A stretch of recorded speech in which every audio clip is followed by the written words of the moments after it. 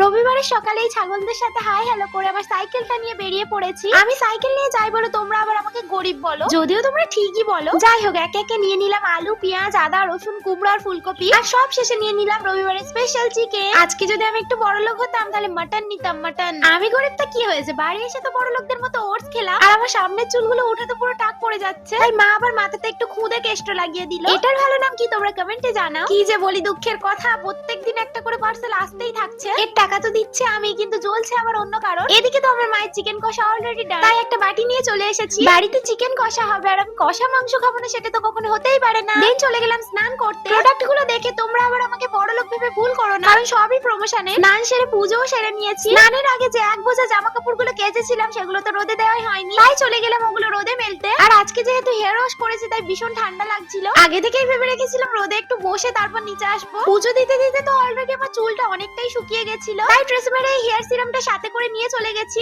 ওটা অ্যাপ্লাই করে তারপর ভাবলাম একটু স্কিন কেয়ার করব। যদিও স্কিন কেয়ার বলতে তেমন কিছুই নয়, জাস্ট এই পন্ডস এর সুপার লাইট জেল ক্রিমটাই মেখেছি। আর এটা আমি পেয়েছিলাম দুর্গাপূজার অনেক আগে, বাট আমার একদমই মনে ছিল না। আর আমার পিছনে পিছনে আমার মা আর বোনও চলে এসেছিল। এই যে আমার মা বসে বসে পায়ে তেল মাখছে আর আমার বোন ব্যাডমিন্টন খেলছে। এই ঠান্ডাতে তো রোদ ছেড়ে আসতে ইচ্ছেই করছিল না, বাট বাইকের আওয়াজ পেলে আমার মনে হলো পাপা আসছে, তাই রোদ ছেড়ে নিচে চলে এলাম। আর এসে দেখি পাপাও চলে এসেছে। আর রাইকে দেখো কত খুশি হয়েছে ও।